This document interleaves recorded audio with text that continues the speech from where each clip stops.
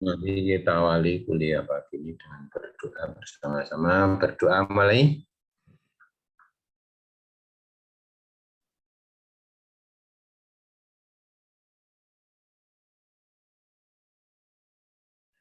Cukup? Ini langsung toh? Ini sudah yang mau presentasi sudah langsung siap toh? Iya, Bapak. Ya, silakan siapa yang jadi moderator? Silakan Mas Ali. Ya. Silakan teman-teman kelompok yang hari ini presentasi. Sudah ada moderatornya atau belum? Sudah, Mas. Sudah. Oh, sudah. Oke, silakan, Mbak. Bikin share screen. Kelompok 6 dulu nggih. Oh. Ya. Izin share screen.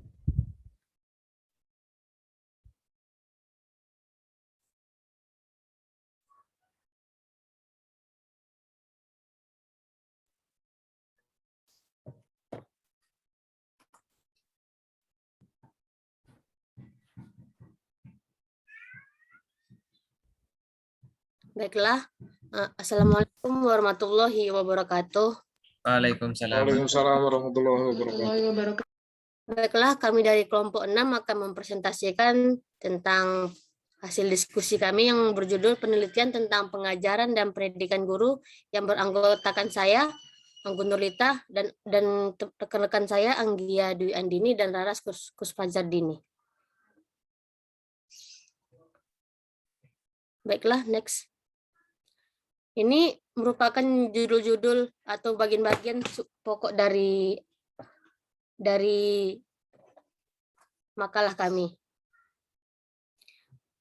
Baiklah, penjelasan pertama akan saya jelaskan langsung, yaitu menurut Henderson tahun 1963, memahami pengajaran sebagai hubungan tiga variabel yang dilambangkan dengan T, di mana variabelnya X, Y, Z. Dia berpendapat bahwa akan lebih menguntungkan untuk mempertimbangkan domain X sebagai urutan tindakan, baik verbal atau non-verbal. Ia dianggap sebagai perilaku yang diajar dan materi pelajaran yang akan diajarkan. Klasifikasi seperti itu menyediakan sarana di mana variabel-variabel yang terkait dengan pengajaran dapat dikategorikan. Pernyataan dari T, X, Y, Z terjadi dalam beberapa jenis settingan. Selanjutnya, settingan itu sendiri sering menjadi faktor penentu perilaku guru, konten yang dipilih, dan perilaku siswa. Variabel setting meliputi status sosial ekonomi masyarakat, sikap masyarakat terhadap pendidikan, fasilitas fisik, lingkungan kelas, dan sejenisnya. Oleh karena itu, hubungan dari T, X, Y, Z itu atau tiga variabel Henderson akan diperluas untuk mencakup domain keempat, yaitu variabel setting yang dilambangkan dengan W. Menetapkan variabel dan dampak potensialnya pada proses belajar mengajar menjadi semakin penting bagi para peneliti, sebagaimana dibuktikan dengan peningkatan penelitian etnografi dalam penelitian pendidikan. Ini merupakan bagian menggambarkan bagaimana domain ini dapat dipertimbangkan dengan penelitian tentang pengajaran dan pendidikan guru, di mana X itu merupakan perilaku mengajar, Y itu merupakan subjek, Z itu merupakan perilaku belajar, dan W itu adalah settingan. Di situ ada penjabarannya tentang pengajaran dan pendidikan guru. Bisa dilihat sendiri. Next. Menurut Merrill dan Watt tahun 1974, mengkonseptualisasikan pembelajaran terdiri dari 4 aspek yang relatif, yaitu 1. Bakat pembelajar, 2. Konteks materi pelajaran, 3. Strategi pembelajaran, dan yang keempat, sistem penyampaian pembelajaran. Menurut Merrill dan Watt, mengkategorikan bakat pelajar sebagai ciri, yaitu karakteristik meresap yang relatif stabil, atau sebagai keadaan bakat yang berubah dari waktu ke waktu. Kategori ini berbeda dari domain dalam sifat dan bakat keadaan yang mencirikan pelajar. Domain mengacu pada perilaku pelajar, bukan pada pelajar itu sendiri. Demikian pula, menurut Turner tahun 1976, mengidentifikasi 5 domain variabel yang harus dipertimbangkan oleh peneliti. Yang pertama yaitu materi pelajaran, yang kedua itu atribut siswa, yang ketiga strategi pengajaran, yang keempat hasil belajar siswa, dan yang kelima variabel pengaturan atau setting variabel. Jelas bahwa skema klasifikasi Turner cocok dengan yang diusulkan dengan satu pengecualian, domain atribut siswa, poin nomor 2, yang telah dibahas pada paragraf sebelumnya. Saya tidak berargumen bahwa atribut siswa tidak penting. Mereka sangat penting untuk menggambarkan pelajar dan dalam menyediakan konteks untuk mempersiapkan perilaku pembelajar. Research on teaching. Tinjauan dari Risedal dan Bourne dan oleh Dissat dan Franzen pada dasarnya menghasilkan hasil yang samar-samar, dapat dikaitkan dengan setidaknya 2 faktor, yaitu konsep pengajaran ekspositori dan penemuan tidak selalu didefinisikan dengan baik. Oleh karena itu, banyak jenis strategi pengajaran yang berbeda secara tidak konsisten dituntut di bawah rubrik pengajaran ekspositori atau penemuan. Yang kedua yaitu konstruksi pengajaran ekspositori dan penemuan tidak monolitik. Ada strategi penemuan yang baik dan buruk dan strategi ekspositori yang baik dan buruk. Penelitian tentang perilaku mengajar tidak mungkin produktif selama variabel yang diselidiki secara global didefinisikan secara ekspositori atau penemuan. Faktor-faktor ini menunjukkan bahwa diperlukan analisis variabel yang lebih cermat dalam perilaku mengajar. Variable in teaching behavior. 3 karakter variabel itu masing-masing memiliki aspek pengajaran tertentu. Kategori tersebut adalah afektif, kognitif, dan manajerial. Selanjutnya, variabel-variabel yang mencontohkan kategori-kategori ini dibagi lagi menjadi variabel-variabel inferensi tinggi dan inferensi rendah, yaitu menurut Rosenstein dan First pada tahun 1971. Dia mengarahkan kepada matriks variabel 3x2 yang diilustrasikan pada gambar di bawah ini, yang merupakan variabel inferensi tinggi dari variabel afektif itu adalah keramahan dan antusias. Untuk manajerial itu adalah kejelasan variabilitas, dan kognitif itu pendekatan seperti bisnis atau keterangan. Sedangkan untuk variabel inferensi rendah itu dari variabel afektif itu adalah pujian dalam bentuk mengatakan oke atau setuju dari penjelasan atau hasil pengerjaan dari siswa tersebut. Manajerialnya dari variabel manajerialnya itu penggunaan contoh bukan contoh, dan kognitif itu adalah waktu tunggu untuk tanggapan dari siswa.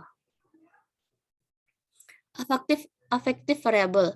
Variabel afektif akan mengacu pada aspek pengajaran yang lebih emosional, seperti keramahan guru, kecemasan, penggunaan kata dalam berbicara, sikap, dan antusias.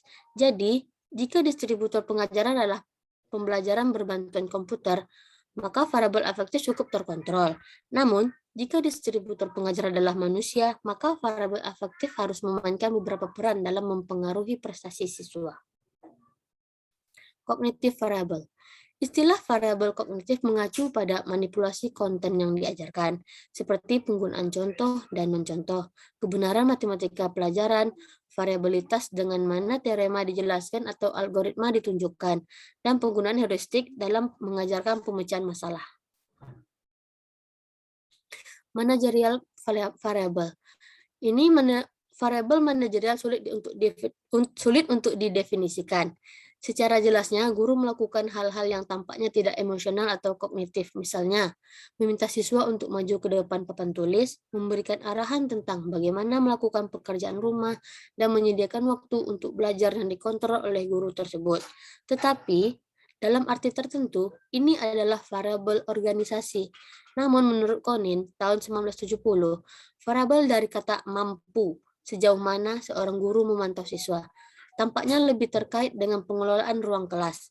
Oleh karena itu, istilah variabel manajerial dipilih untuk memperhitungkan pertimbangan organisasi, termasuk peran waktu sebagai variabel dan berbagai cara yang mungkin digunakan guru untuk mempromosikan tugas siswa. High inferensi and low inferensi variable. Di sini ada variabel inferensi tinggi, misalnya variabilitas, kejelasan, kehangatan, dan antusias lebih intuitif. Variabel inferensi rendah yang lebih spesifik terkadang dapat ditentukan dengan menghitung kemunculan suatu perilaku. Contoh dari variabel inferensi rendah itu adalah kegiatan untuk mengajarkan konsep, generalisasi, dan keterampilan. Itu menurut Connie Davis dan Henderson tahun 1975. Penerimaan ide siswa dan munculnya pertanyaan tingkat rendah atau tingkat tinggi.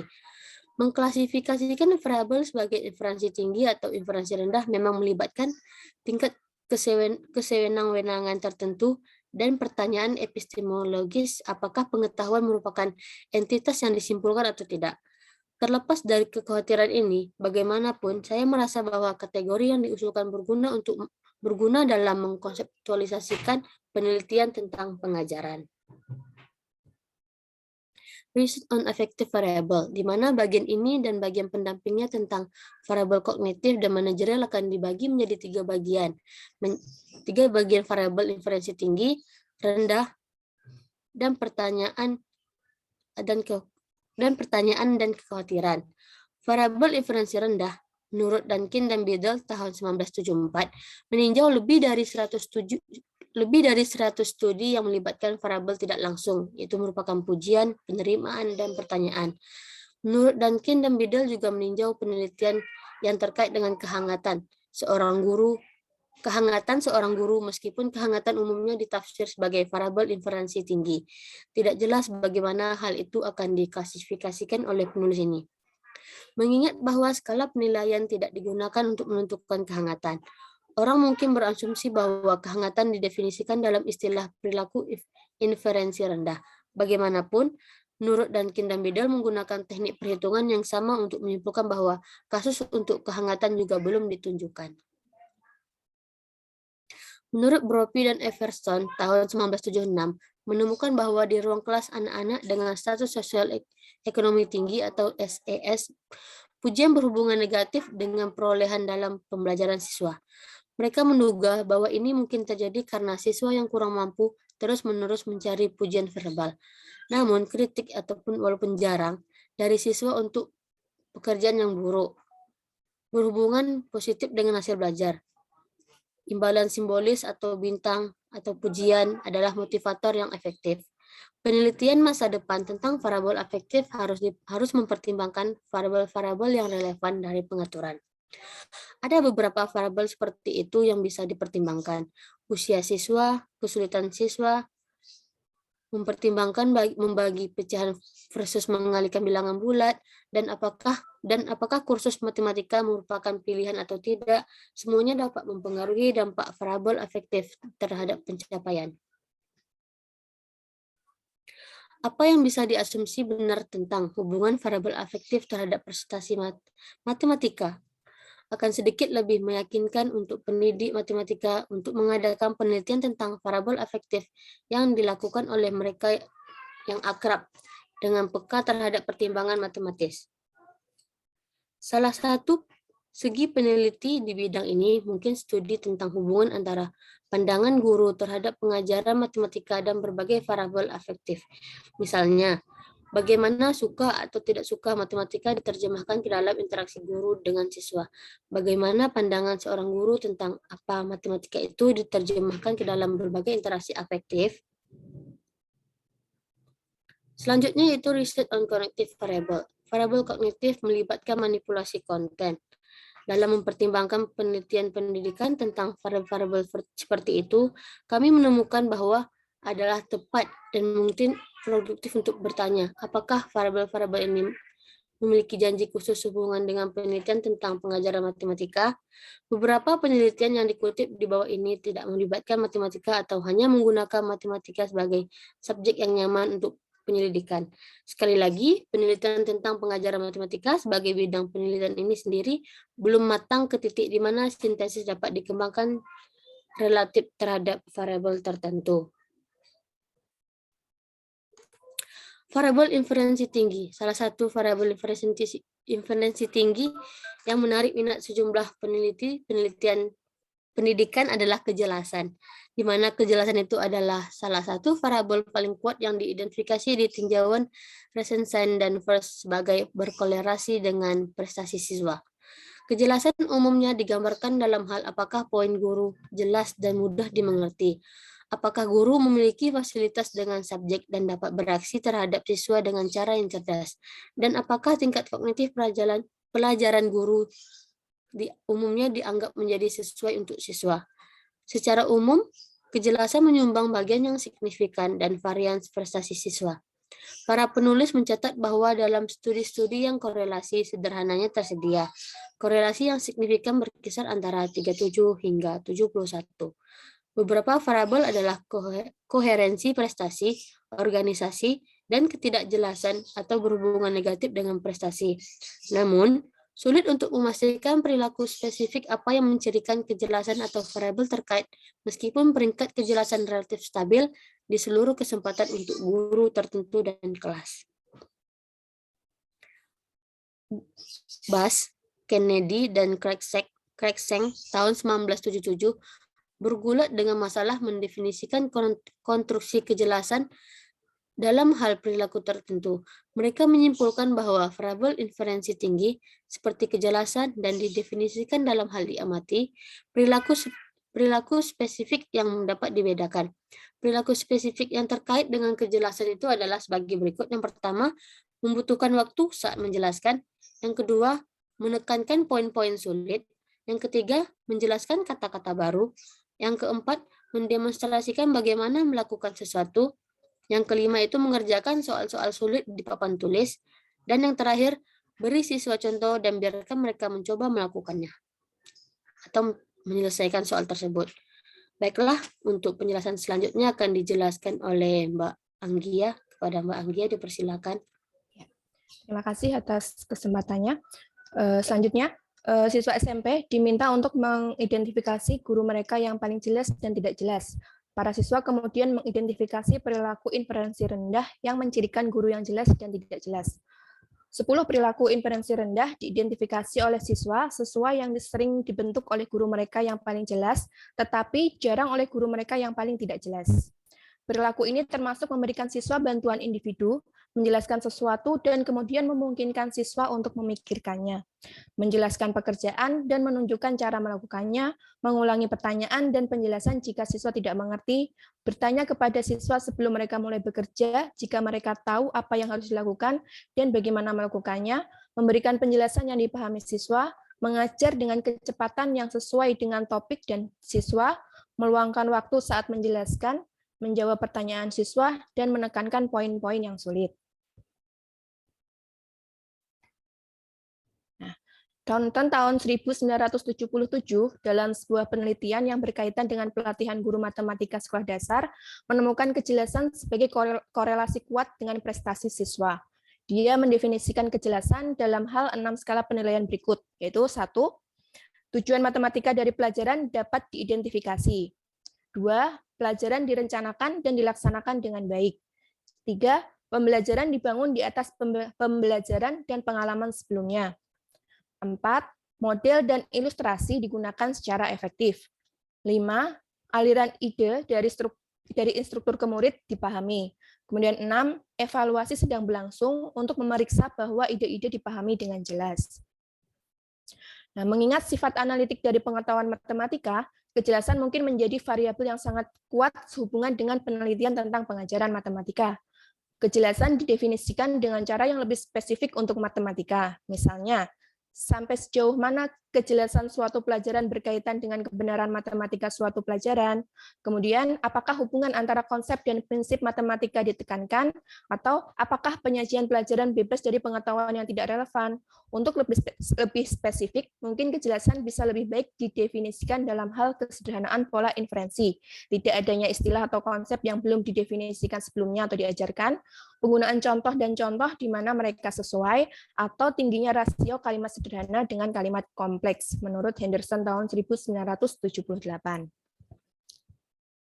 Adapun variabel lain yang diidentifikasi dalam ulasan Rosenstein dan Fars yang menunjukkan harapan adalah variabilitas. Tampaknya variabilitas memiliki janji yang cukup besar untuk penelitian tentang pengajaran matematika. Indeks variabilitas guru dapat disusun dengan mempertimbangkan beberapa faktor. Kemudian variabel inferensi rendah, penelitian yang diprakarsai oleh Smith dan Max tahun 1967 dan dilanjutkan oleh Henderson tahun 1967, kemudian 1969 dan 1970 yang berfokus pada wacana kelas yang lebih logis melibatkan variabel inferensi rendah. Shuang tahun 1976 mengambil pendekatan yang lebih global dalam membandingkan berbagai strategi. Shuang mengkontraskan variabel tingginya jumlah gerakan atau jumlah isi informasi yang tinggi dengan jumlah gerakan yang rendah dan partisipasi siswa yang tinggi dengan partisipasi siswa yang rendah. Kemudian Cobb pada tahun 1977 telah memberikan model untuk memprediksi efek dari berbagai strategi. Pendekatan Cobb berkaitan dengan pertanyaan, apa hasil yang dihasilkan oleh strategi tertentu? Kemudian model Cobb pada dasarnya meramalkan bahwa gerakan-gerakan contoh, E-moves, menghasilkan lebih banyak pembelajaran daripada gerakan-gerakan karakteristik atau C-moves. Bagi siswa dengan sedikit pengetahuan prasyarat, meskipun ada hukum asli yang semakin berkurang dengan E-moves. Kemudian studi Gregory dan Osborne menunjukkan bahwa jenis perilaku mengajar tertentu dapat dikaitkan dengan jenis kinerja siswa tertentu. Mungkin penekanan ini harus menjadi fokus penyelidikan bagi mereka yang terlibat dalam penelitian tentang gerakan. Berikutnya mengenai research on managerial variables. Variabel manajerial terdiri dari pertimbangan organisasi, termasuk teknik manajerial untuk mendorong siswa tetap pada tugas. Konin tahun 1970 yang berfokus pada perilaku guru dalam mengelola kelompok siswa menyelidiki variabel berikut dan hubungannya dengan prestasi, yaitu 1. Keberanian dan overlapping yang berhubungan dengan komunikasi guru bahwa dia tahu apa yang terjadi mengenai perilaku anak dan dia memperhatikan dua masalah berbeda yang hadir secara bersamaan. Kemudian 2. Kelancaran dan momentum yang mengukur bagaimana guru mengelola gerakan selama pengutipan ulang dan pada masa transisi. Kemudian 3, kewaspadaan dan akuntabilitas kelompok yang berhubungan dengan sejauh mana guru mempertahankan fokus kelompok selama pengutipan ulang oleh satu anak. Kemudian 4, valensi dan gairah tantangan. Yang kelima, variasi dan tantangan tempat duduk. Berikutnya, konten variabel atau konten variabel disebut sebagai objek atau kemampuan yang dapat diajarkan, seperti konsep matematika atau generalisasi matematika. Merrill dan Wood tahun 1974 memisahkan domain objek yang dapat diajarkan dalam matematika menjadi seperangkat identitas, konsep, dan aturan. Kunci, Davis, dan Henderson tahun 1975 membahas 3 jenis pengetahuan matematika, yaitu konsep, generalisasi, dan keterampilan. Kategori domain tersebut harus membentuk suatu partisi, yaitu tidak kosong dan terputus-putus, dan harus secara kolektif menghasilkan sekumpulan objek yang dapat diajar. Selain itu, klaster di dalam kategori tidak boleh berbagi atribut yang dianggap penting untuk penelitian. Atribut tersebut mungkin terdiri dari pertimbangan logis atau psikologis, atau didasarkan pada bukti empiris yang menghubungkan perolehan pengetahuan dengan kesulitan atau beberapa kriteria lainnya. Kemudian, outcome variable. Turner tahun 1976 berpendapat perlunya membangun indikator prestasi siswa dan kemudian menentukan hubungan antara perlakuan dengan berbagai jenis indikator tersebut. Indikator prestasi siswa biasanya didasarkan pada semacam taksonomi hierarkis seperti Bloom, Ecklenhard, Fars, Hill, dan Cradwell. Penataan variabel hasil ke dalam kelas yang homogen dengan model atau metode apapun yang digunakan bisa menjadi aset besar dalam mempromosikan tambahan temuan penelitian. Seperti yang ditunjukkan oleh Turner tahun 1976, indikator kemudian dapat dipilih secara acak dari berbagai kelas sehingga memungkinkan para peneliti untuk mengeneralisasi temuan mereka ke jangkauan yang lebih luas dari kemungkinan hasil pembelajaran. Berikutnya yaitu impression of research on teaching. Mengajar adalah fenomena yang sangat kompleks sehingga sangat sulit untuk melakukan, meninjau, dan mensintesis penelitian tentang pengajaran, khususnya sehubungan dengan variabel tertentu. Kemudian, hubungan korelasi variabel tertentu dengan prestasi siswa akan rendah. Namun, Gates tahun 1976b menunjukkan bahwa hubungan korelasi rendah yang mencirikan banyak korelasi dalam penelitian pendidikan bisa menjadi sangat penting dalam mempromosikan suatu tindakan. Kemudian, karena kekomplekan itu dapat dikaitkan dengan setting di mana pengajaran terjadi. Karena guru, sekolah, dan siswa tidak monolitik, setting menjadi pertimbangan penting dalam merancang dan menginterpretasikan investigasi. Nah, kesan dari penelitian-penelitian yang telah ada antara lain, tidak cukupnya perhatian diberikan pada variabel setting dalam merancang dan menafsirkan penelitian. Kemudian adanya dukungan yang lebih kuat dari orang tua untuk guru yang terorganisir, berorientasi tugas dan langsung daripada untuk guru yang lebih berorientasi heuristik. Kemudian waktu belajar akademik menyumbang sejumlah besar varians dalam prestasi belajar. Berliner didukung oleh Wells dan Hernisberger tahun 1974. Nah, mengingat kompleksitas pengajaran dan pentingnya variabel setting, pertanyaan kritis bagi pendidik matematika muncul antara lain. Yang pertama yaitu variabel kejelasan dan variabilitas tampaknya menjadi ampuh dalam penelitian di luar pendidikan matematika. Nah, ini menjadi pertanyaan apa yang penting dan bagaimana potensi mereka dalam pengajaran matematika. Dapatkah variabel seperti kejelasan dan variabilitas didefinisikan dengan cara yang khas untuk matematika? Kemudian pertanyaan berikutnya yaitu apakah matematika sekolah dasar secara kualitatif berbeda dengan pengajaran matematika sekolah menengah? Kemudian apakah variabel yang dibahas sebelumnya dapat memberikan dasar yang layak untuk penyelidikan di seluruh tingkat kelas? Kemudian sejauh mana hakikat konten matematika di masing-masing area yang bervariasi dapat menjadi faktor penentu dalam memutuskan apakah variabel harus spesifik untuk tingkat usia tertentu? Nah, berikutnya mengenai saran untuk penelitian mengenai pengajaran, yaitu bidang minat yang berkembang dan kaya akan potensi dalam penelitian tentang pengajaran adalah mengenai guru memproses informasi dalam membuat keputusan pembelajaran. Pemrosesan informasi seperti yang diprakarsai oleh Elston dan Solman tahun 1971, yaitu awalnya ketika menyelidiki proses berpikir dokter dalam mendiagnosis penyakit. Kemudian McKay dan Maryland tahun 1977 menyelidiki proses pemikiran guru sekolah dasar ketika membuat keputusan pembelajaran. Kemudian mereka menemukan bahwa guru ternyata tidak secara khusus merefleksikan perilaku mengajar mereka sendiri dan tidak mempertimbangkan berbagai alternatif dalam membuat keputusan, tetapi guru cenderung mematuhi prinsip pengajaran yang telah mereka kenali. Schroyer tahun 1978 juga menyelidiki jalannya pemrosesan informasi oleh guru. Ia kemudian mengidentifikasi 3 jenis interupsi aliran pengajaran, yaitu wawasan siswa, kesulitan siswa, dan kekhawatiran mengajar, dan berbagai jenis tindakan efektif yang diambil oleh guru. Tampaknya mempelajari guru sebagai pengambil keputusan dan sebagai pemroses informasi memiliki manfaat yang cukup besar. Megun tahun 1977 berpendapat bahwa penelitian pendidikan harus mengadaptasi pendekatan konstruktivis, di mana guru dipandang sebagai makhluk yang mengetahui dan beroperasi dengan cara yang bertujuan.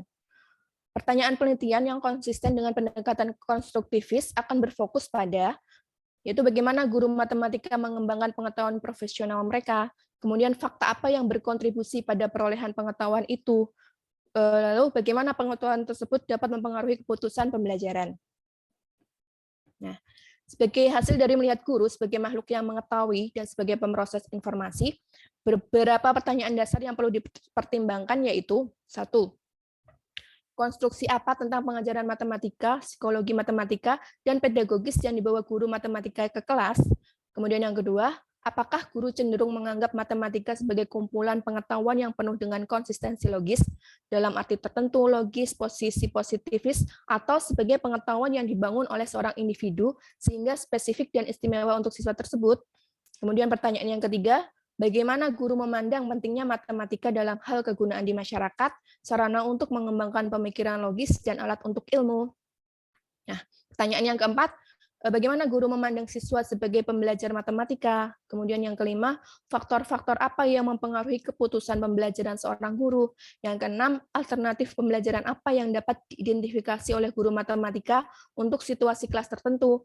Kemungkinan faktor dan alternatif yang mempengaruhi mungkin berasal dari pertimbangan matematis, pertimbangan metodologis, atau beberapa faktor psikologis, misalnya masalah perkembangan. Nah, semua pertanyaan tadi itu untuk mempelajari proses pengambilan keputusan seorang guru. Jika kita dapat belajar lebih banyak tentang keputusan pembelajaran oleh guru dan apa yang mempengaruhinya, maka kita akan dapat mendefinisikan variabel potensial secara lebih memadai. Selanjutnya, program pendidikan guru dapat dirancang dengan meningkatkan kepekaan terhadap kebutuhan dan masalah yang dihadapi guru matematika. Nah, berikutnya mengenai research on teacher education akan dijelaskan oleh teman saya. Kepada Mbak Raras, saya persilakan. Baik, terima kasih untuk waktunya, Mbak Anit. Terkait dengan riset on teacher education akan saya lanjutkan. Peck dan Tucker itu melakukan tinjauan penelitian mengenai pendidikan guru dan mengidentifikasi beberapa tema terkait penelitian tersebut. Mereka menyimpulkan bahwa pendekatan sistem Untuk pendidikan guru secara substansial meningkatkan efektivitas programnya dengan syarat. Yang pertama adalah perilaku belajar yang diinginkan diidentifikasi secara tepat. Kemudian prosedur pelatihan direncanakan untuk memenuhi tujuannya. Yang ketiga yaitu pencapaian tujuan yang diukur.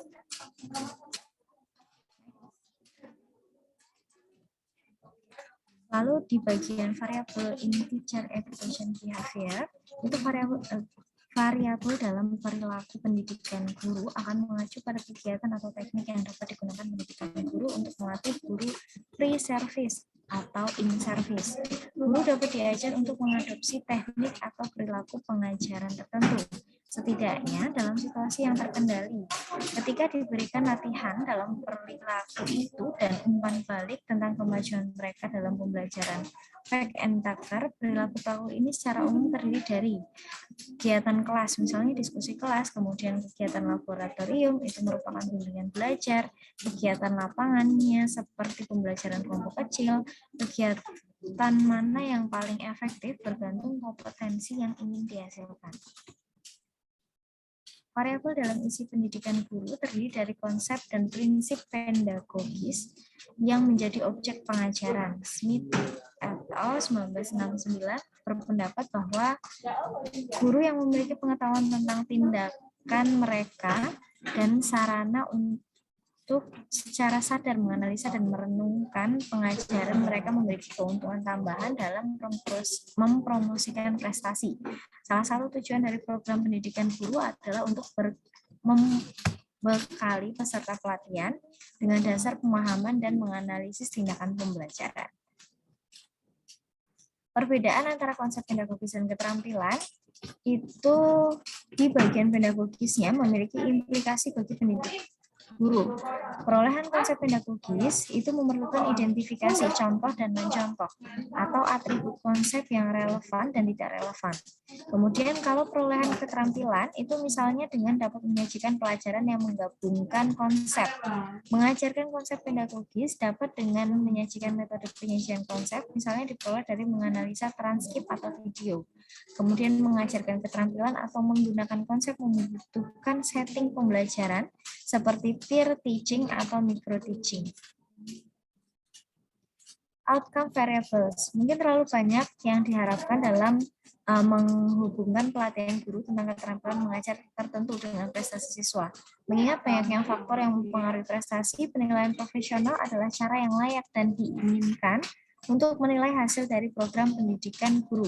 Mengingat pelatihan seni mengajar dan pendidikan guru, tidak mungkin hasil siswa saja dapat memberikan dasar yang memuaskan untuk mengevaluasi program pendidikan guru tersebut. Smith dan kawan-kawan 1969 mengidentifikasikan 3 jenis pengetahuan yang harus dimiliki seorang guru. Yang pertama materi pelajaran, psikologis, dan juga pedagogis. Jenis pengetahuan ini itu disilangkan dengan 2 fase pengajaran. Yang pertama preaktif, itu kegiatan yang tidak melibatkan siswa seperti perencanaan. Hasil preaktifnya nanti dievaluasi dengan tanggapan secara tertulis atau dengan tanggapan mengajar dalam bentuk video. Yang kedua ada interaktif. Interaktif ini merupakan kegiatan guru yang melibatkan siswa seperti perilaku siswa di kelas, kemudian nanti akan dievaluasi berdasarkan penilaian profesional dari perilaku mengajar. Penilaian bisa subjektif atau eksplisit berdasarkan kriteria yang telah ditentukan. Suggestion for research on teacher education, ini untuk melatih guru dalam teknik pengajaran. Memungkinkan guru untuk menggunakan teknik sesuai perintah mereka sendiri dan kemudian menilai kinerja mereka dan hasil siswa mereka. Pertanyaan yang dapat dipertimbangkan yaitu yang pertama, apakah siswa yang gurunya terlatih menggunakan heuristik untuk memecahkan masalah menjadi pemecah masalah yang lebih baik daripada siswa yang gurunya tidak terlatih? Atau yang kedua, apakah siswa yang gurunya dididik dalam berbagai cara dan strategi untuk mengajarkan konsep dan prinsip mengungguli siswa dari guru yang tidak memiliki pengetahuan tersebut? Nah, fokus penelitian lainnya itu pada hubungan antara kegiatan pendidik guru dan cara guru tersebut mengkonseptualisasikan pembelajaran pada tahun pertama. Pertanyaan-pertanyaan yang dapat dipertimbangkan, yang pertama adalah sejauh mana pandangan peserta pendidik guru tentang matematika dan pengajaran matematika berubah saat mereka berpartisipasi dalam pengalaman lapangan. Apa sifat kualitatif dari perubahan itu? Kemudian, yang kedua, apakah ada hubungan antara jenis kegiatan dengan hakikat perubahan perspektif peserta didik gurunya? Lalu, sejauh mana perubahan perspektif tentang pengajaran matematika terjadi selama tahun pertama mengajar? Bagian conclusion, penelitian tentang pengajaran telah mengidentifikasi beragam variabel yang layak diselidiki. Namun, variabel yang diidentifikasi berada dalam penelitian yang tidak melibatkan matematika, sehingga menimbulkan pertanyaan variabel mana yang menjanjikan secara khusus dalam penelitian tentang pengajaran matematika. Kekhawatiran lainnya itu sejauh mana variabel afektif dan kognitif yang tidak secara eksplisit melibatkan akal matematika mempengaruhi varians dalam prestasi siswa. Ada kekhawatiran yang juga melibatkan perbedaan yang ada antara pengajar matematika sekolah dasar dan matematika sekolah menengah. Banyak yang harus dilakukan untuk mengidentifikasi variabel yang berpotensi signifikan dengan cara yang jelas. Mengerjakan pengetahuan tentang mengajar matematika dan mendidik guru matematika membuat frustasi karena kompleksitas pengajaran yang luar biasa, tetapi juga menggembirakan karena pengetahuan generasi mewakili pencapaian yang terbaik kita. Untuk review jurnal pertama itu ada di judul Investigation of Mathematics Teachers Self-Efficacy in Teaching Mathematics in the COVID-19 Pandemic Process. Kemudian penulisnya ada Takunyachi Mitat yang dengan nama jurnalnya Education Quarterly Reviews di tahun 2021 volume 4 nomor 2 dengan masalah penelitian dan tujuannya apa tingkat keyakinan kemanjuran pengajaran matematika guru matematika, apakah ada perbedaan yang signifikan pada keyakinan efikasi mengajar matematika guru matematika menurut beberapa variabel demografis seperti jenis kelamin, jenis sekolah, senioritas profesional. Kemudian tujuannya yaitu menentukan keyakinan guru matematika tentang kemanjuran mereka dalam pengajaran matematika yang diperkirakan bahwa penelitian ini akan memberikan kontribusi yang signifikan ke lapangannya. Untuk metodologi penelitiannya sendiri itu menggunakan kuantitatif untuk menguji keyakinan kemanjuran guru matematika sekolah menengah dalam mengajar matematika untuk beberapa variabel. Next. Untuk subjek populasi sampelnya itu ada sampel penelitian dari 165 guru matematika yang memiliki hasil dan pembahasan yaitu guru di semua jenjang pendidikan memiliki banyak latar belakang yang berbeda, terutama keyakinan guru sekolah dasar tentang pengajaran matematika dan kemampuan mereka untuk berhasil membimbing siswa dalam mengajar matematika. Pendidikan matematika yang diterima siswa di sekolah dasar membentuk dasar karir akademik terkait matematika di masa depan, yang menunjukkan pentingnya pendidikan matematika yang efisien. Hal ini diungkapkan menurut Jordan, Blunting, dan Ramineni 2010. Penelitian telah menunjukkan bahwa semakin baik seorang guru memahami matematika, semakin tinggi keyakinan self-efficacy mereka dalam mengajar matematika. Hal ini juga diungkap di Enoch Smith dan Winker 2000, Newton, Leonard Evans, dan Esburn 2012. Selain itu, harapan bahwa mengajar akan menghasilkan pembelajaran dan kompetensi mengajar secara langsung mempengaruhi kinerja siswa dalam matematika dijelaskan oleh keyakinan efikasi mengajar matematika guru. Next, permisi sebentar untuk cari.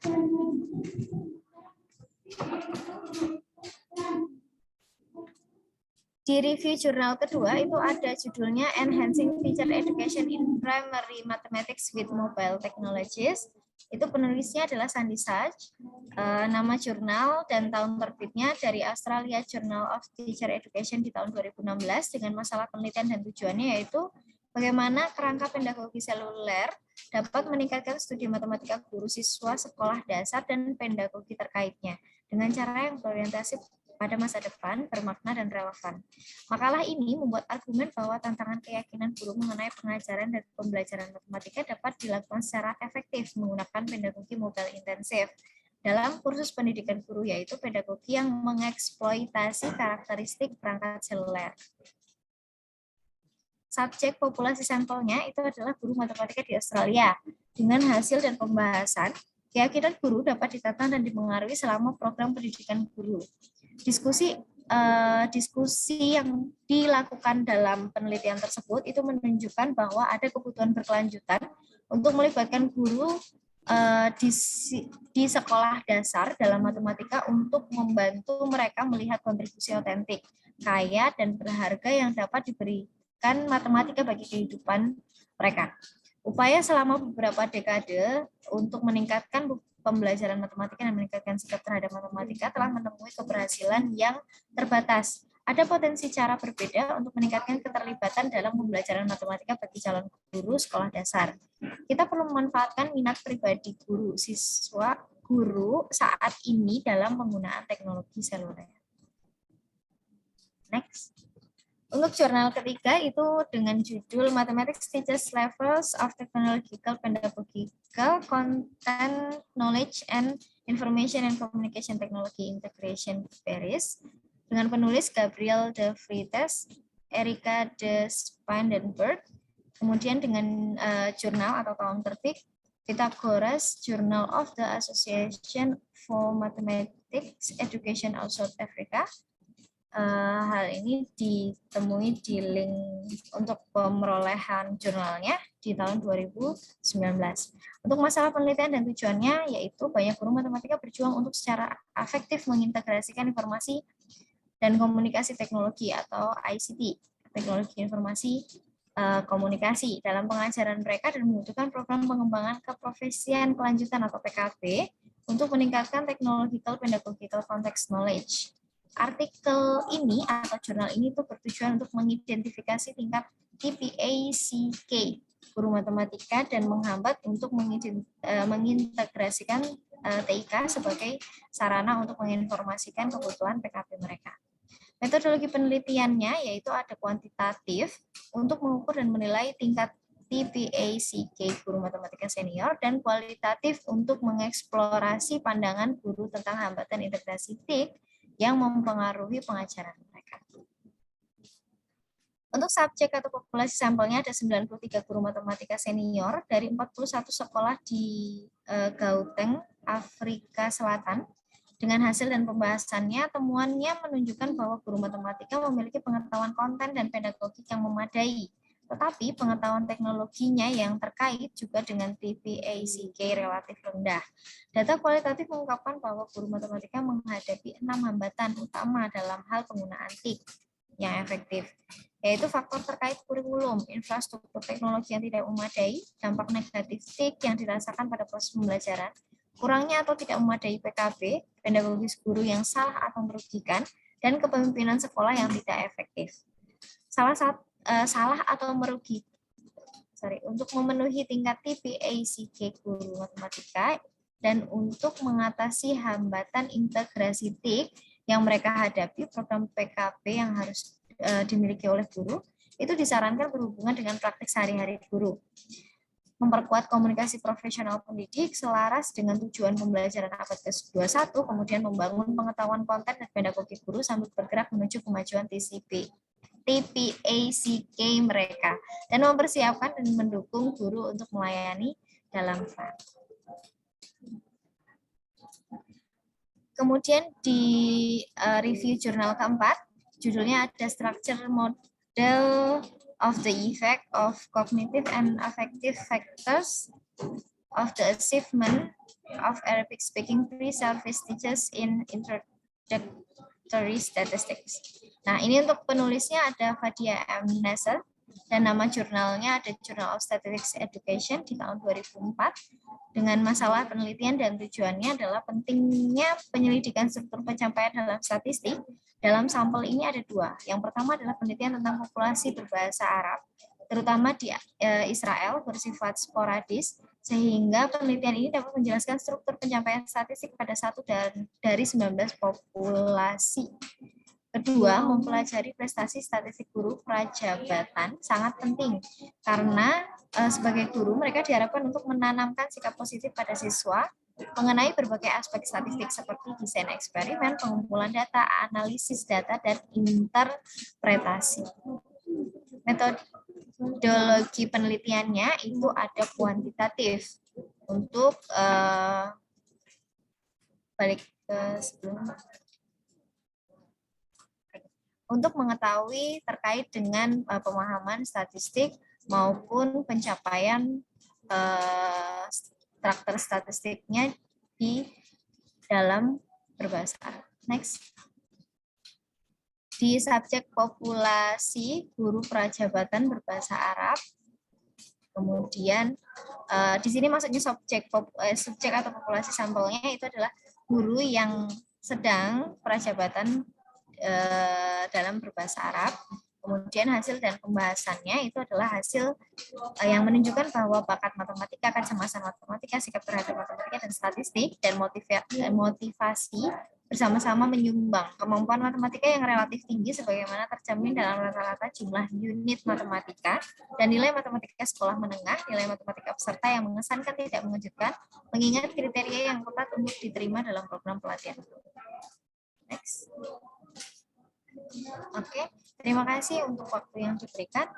Saya kembalikan kepada moderator, Mbak Anggun. Baiklah, terima kasih kepada Mbak Raras.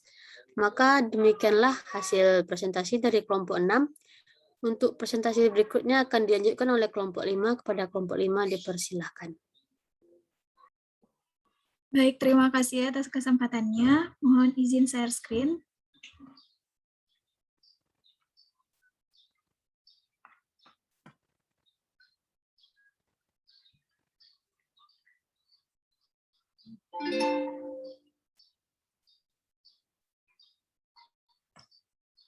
Baik, pertama-tama saya ucapkan salam hormat kami kepada Bapak Dr. Jailani MPD selaku pengampu mata kuliah kajian masalah pembelajaran matematika. Dan terima kasih kepada teman-teman sekalian yang telah mempersilahkan kami pada hari ini untuk mempresentasikan hasil diskusi kami yang berjudul Kajian Masalah Terkait Penelitian pada Pendidikan Guru, dan Pelatihan Guru. Adapun anggota serta pemateri pada presentasi kali ini yaitu saya sendiri, Tista Sugiarti, Saudari Isnaini Rizky Boru Butar-Butar, dan Saudari Nisrina Fauzia Puat. Materi pertama akan saya bawakan sendiri, di mana materi tersebut berjudul Research on Teaching. Tinjauan oleh Riedesel dan Burns serta oleh Desert dan Franzen pada dasarnya menghasilkan hasil yang sama-sama dapat dikaitkan dengan setidaknya ada dua faktor, di mana faktor utama yaitu konsep pengajaran ekspositori, namun penemuan ini tidak selalu didefinisikan dengan baik. Oleh karena itu, ada banyak jenis strategi pengajaran yang berbeda secara tidak konsisten.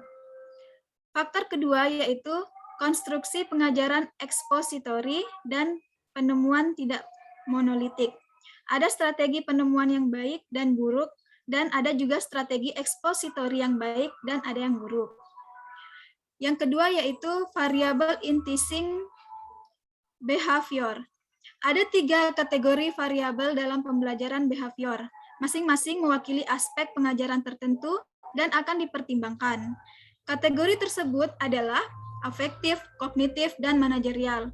Selanjutnya, variabel-variabel yang mencontohkan kategori-kategori ini dibagi lagi menjadi variabel-variabel inferensi tinggi dan variabel-variabel inferensi rendah. Adapun afektif variabel atau variabel afektif akan mengacu pada aspek pengajaran yang lebih emosional, seperti keramahan guru, kecemasan, penggunaan kata dalam berbicara, sikap, dan antusiasme. Jadi di sini bahwa variabel efektif itu lebih menekankan kepada pendekatan guru kepada siswanya. Yang kedua, kognitif variabel. Istilah variabel kognitif mengacu pada manipulasi konten yang diajarkan, seperti penggunaan contoh dan non-contoh, kebenaran dalam pembelajaran matematika. Variabel kognitif ini lebih menekankan dalam pembawaan guru dalam membawakan materi. Contohnya seperti bagaimana guru memberikan contoh dan non-contoh, dan bagaimana guru menjelaskan tentang kebenaran pembelajaran matematika, seperti pembuktian dalam teorema-teorema dan algoritma pembelajaran matematika. Yang ketiga yaitu managerial variables. Variabel manajerial untuk saat ini sulit untuk didefinisikan karena ada beberapa alasan tertentu untuk mendefinisikannya secara residual. Namun hal ini dapat dilihat dari guru melakukan hal-hal yang tampaknya tidak emosional atau kognitif, misalnya meminta siswa untuk maju ke depan papan tulis, memberikan arahan tentang bagaimana melakukan pekerjaan rumah, dan menyediakan waktu untuk belajar yang dapat dikontrol oleh guru. Jadi variabel manajerial ini adalah bagaimana guru sebagai tentor atau fasilitator dalam proses pembelajaran. Selanjutnya yaitu result on affective variable. Variabel afektif juga merupakan bagian dari variabel kognitif dan manajerial. Namun, variabel afektif akan dibagi menjadi 3. Bagian variabel inferensi tinggi, variabel inferensi rendah, dan beberapa pertanyaan dan kekhawatiran. Variabel inferensi rendah, menurut Dutkin dan Biddle pada tahun 1974, meninjau lebih dari 100 studi yang melibatkan variabel tidak langsung, berupa pujian, penerimaan, dan pertanyaan.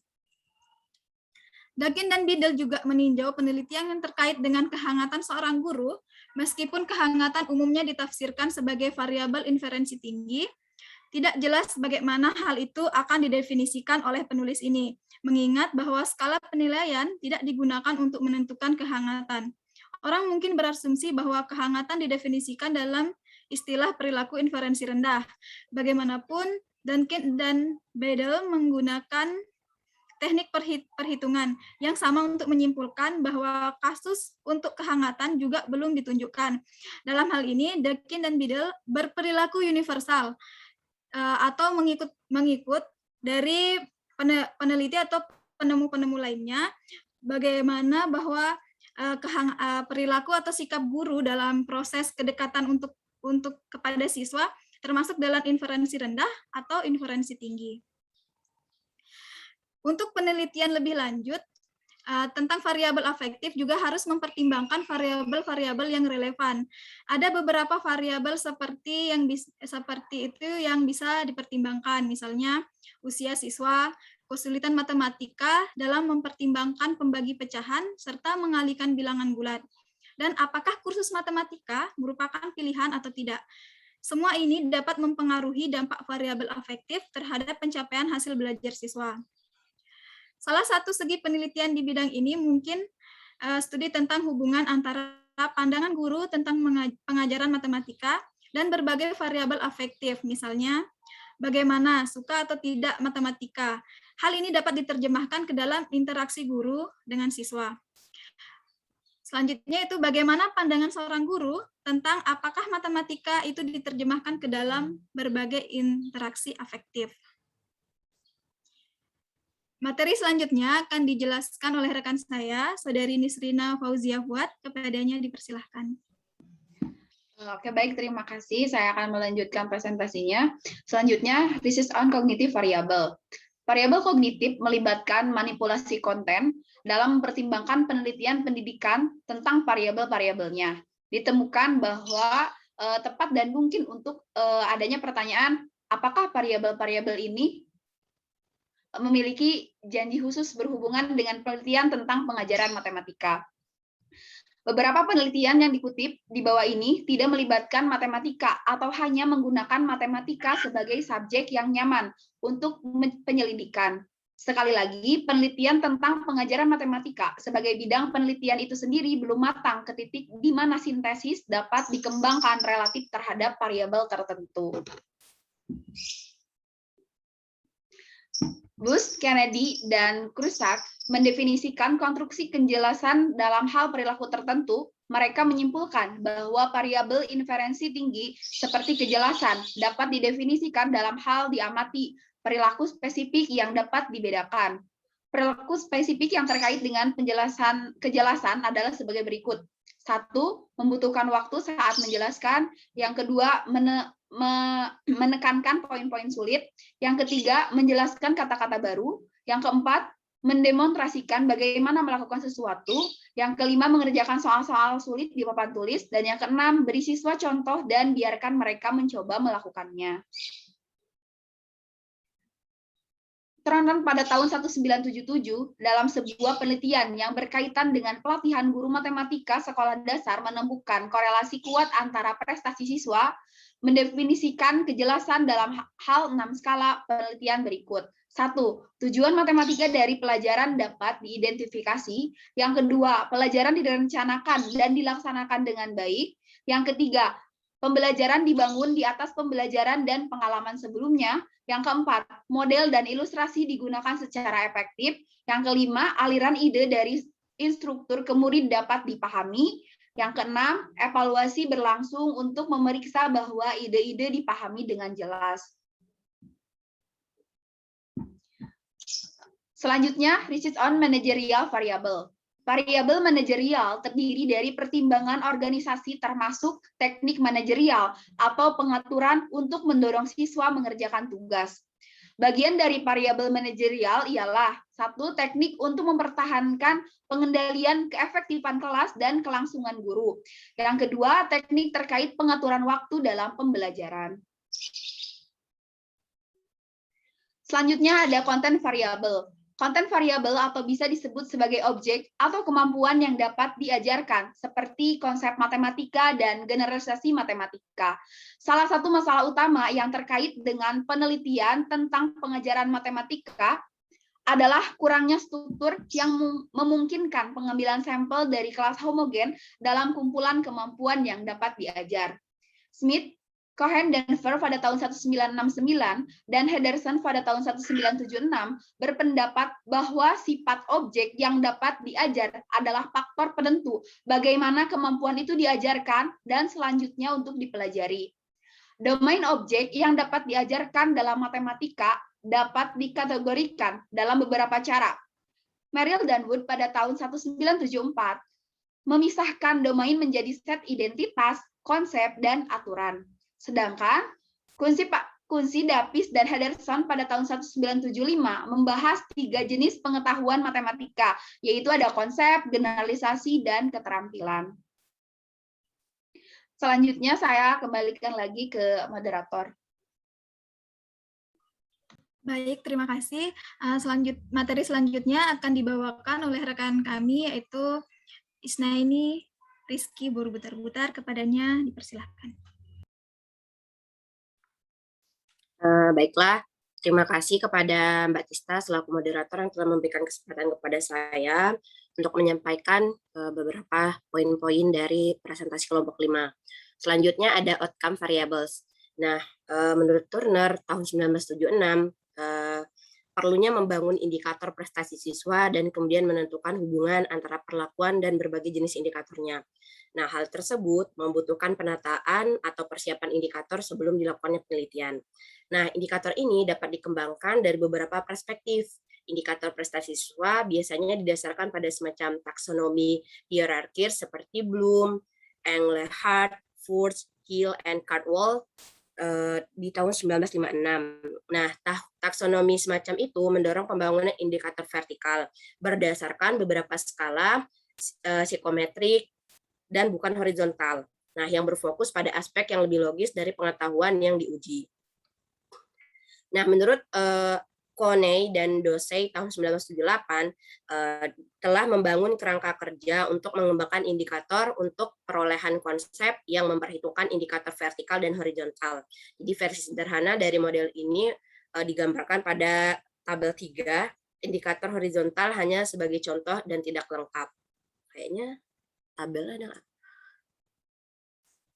Oh ya, jadi tabelnya tuh ada di buku yang Research on Mathematics Education.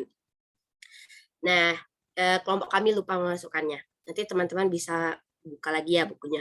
Nah, selanjutnya ada impression of research on teaching atau kesan dari penelitian pendidikan. Nah, jadi mengajar itu adalah hal yang sangat kompleks, kita tahu kan. Jadi sehingga ada beberapa hal yang dapat terjadi seperti sangat sulit untuk melakukannya, meninjaunya, mensintesis penelitian tentang pengajaran, khususnya yang sehubungan dengan variabel tertentu. Lalu hubungan korelasi variabel tertentu dengan prestasi siswa juga akan rendah.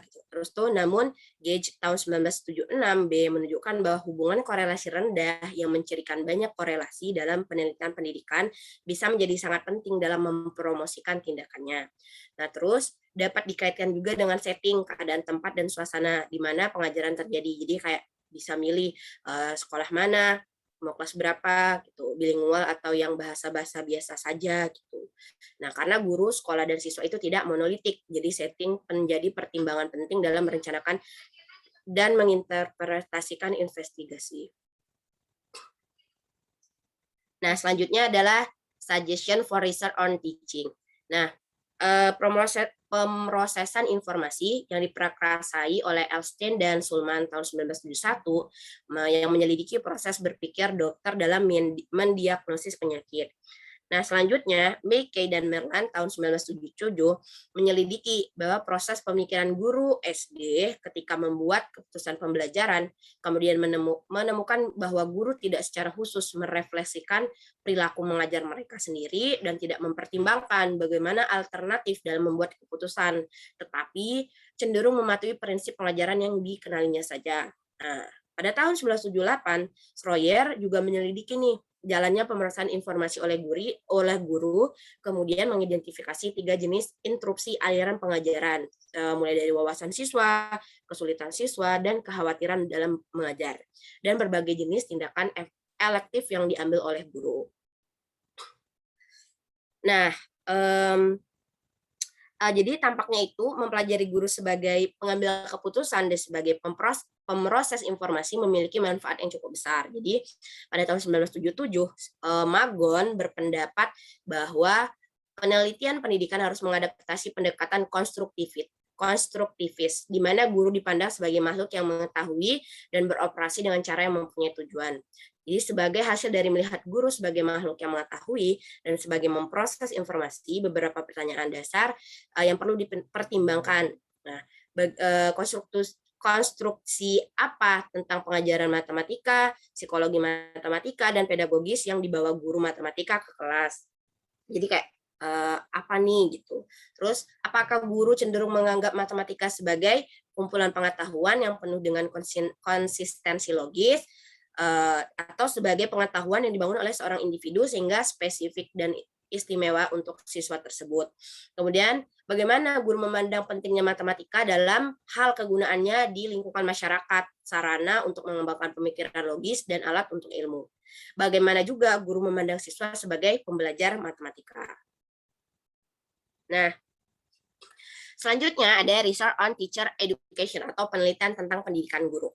Nah, kita kan berada di zaman pendidikan 4.0, malah ada yang 5.0 ya sekarang. Nah, jadi pendidikan 4.0 itu apa sih? Jadi itu adalah merupakan program untuk mendukung terwujudnya pendidikan cerdas. Nah, dalam arti dia itu melalui peningkatan dan pemerataan kualitas pendidikan. Jadi juga perluasan akses dan relevansi memanfaatkan teknologi dalam mewujudkan pendidikan kelas dunia. Jadi biar pendidikan di Indonesia ini setara juga nih dengan pendidikan-pendidikan yang ada di luar negeri gitu. Nah, tujuannya apa? Nah, untuk menghasilkan peserta didik yang memiliki keterampilan abad 21. Apa saja sih keterampilan abad 21 itu? Pasti kita udah tahu semua bahwa ada berpikir kritis, pemecahan masalah, kreativitas, inovasi, kolaborasi, komunikasi, dan menguasai literasi teknologi. Nah, dengan adanya zaman pendidikan 4.0, otomatis guru itu juga harus memiliki kompetensi. Nah, jadi menurut peraturan pemerintah nomor 19 tahun 2005 pasal 28 ayat 3, guru itu harus memiliki 4 kompetensi. Yang pertama, kompetensi pedagogik, yang kedua kompetensi kepribadian, yang ketiga kompetensi profesional, dan yang keempat ada kompetensi sosial. Nah, selain kompetensi tersebut, guru juga harus memiliki kemampuan literasi, apalagi topik literasi pada saat sekarang ini sangat digencarkan gitu kan. Pasti kita semua sudah mendengar literasi matematik gitu. Nah, itu terdiri dari literasi bahasa, literasi matematika, dan sains. Selanjutnya. Nah, dengan adanya kompetensi tadi, pemerintah itu ada ini nih upaya, ada usaha untuk meningkatkan kompetensi yang harus dimiliki guru. Nah, salah satunya adalah kompetensi profesional. Nah, kompetensi profesional itu apa? Jadi, itu merupakan kemampuan seorang guru dalam menguasai materi pembelajaran secara luas dan mendalam sesuai dengan standar isi program satuan pendidikan, mata pelajaran, kelompok mata pelajaran yang diampunya, dan konsep-konsep serta metode disiplin keilmuan, teknologi yang relevan, yang secara konseptual menaungi program satuan pendidikan. Nah, dengan adanya kompetensi profesional, ternyata pemerintah juga sudah membuat program nih, ada beberapa program. Yang pertama ada in-house training, ada program magang, kemitraan sekolah, yang keempat ada belajar jarak jauh, yang kelima ada pelatihan berjenjang dan pelatihan khusus, yang keenam kursus singkat di LPTK atau lembaga pendidikan lainnya, yang ketujuh ada pembinaan internal dan sekolah, dan yang kedelapan ada pendidikan lanjut. Pasti untuk seseorang yang sudah menjadi guru, pasti udah mengikuti nih salah satu program dari pemerintah gitu. Karena saya belum, jadi saya belum mengikuti dari ke-8 itu gitu. Nah, di sini saya itu fokusnya ke pendidikan lanjut. Nah, selanjutnya yang ke poin 8 pendidikan lanjut. Ini slide selanjutnya soalnya kebalik. Nah, jadi ini dulu. Nah, pendidikan lanjut di sini itu merupakan pendidikan profesi. Jadi pendidikan profesi itu salah satu bentuk dari pendidikan lanjut yang dapat dilaksanakan setelah program sarjana dan mempersiapkan peserta didik. Maksudnya peserta didik di sini itu adalah mahasiswa yang sudah lulus dari kuliah keguruan gitu, ya kayak kita gitu, untuk memiliki pekerjaan dengan persyaratan keahlian khusus. Nah, jadi program pendidikan profesi guru atau lebih familiar di kalangan kita itu PPG gitu, merupakan program pendidikan yang diselenggarakan untuk mempersiapkan lulusan S1 kependidikan dan S1 atau D4 non kependidikan yang memiliki bakat dan minat menjadi guru agar menguasai kompetensi guru secara utuh sesuai dengan standar nasional pendidikan sehingga dapat memperoleh sertifikat pendidikan profesional. Selanjutnya, pendidikan profesi guru ini ditempuh selama 1-2 tahun setelah seorang calon lulusan dari program sarjana pendidikan maupun non sarjana pendidikan. Nah, PPG ini merupakan program pengganti Akta 4 yang tidak berlaku lagi mulai tahun 2005. Ya.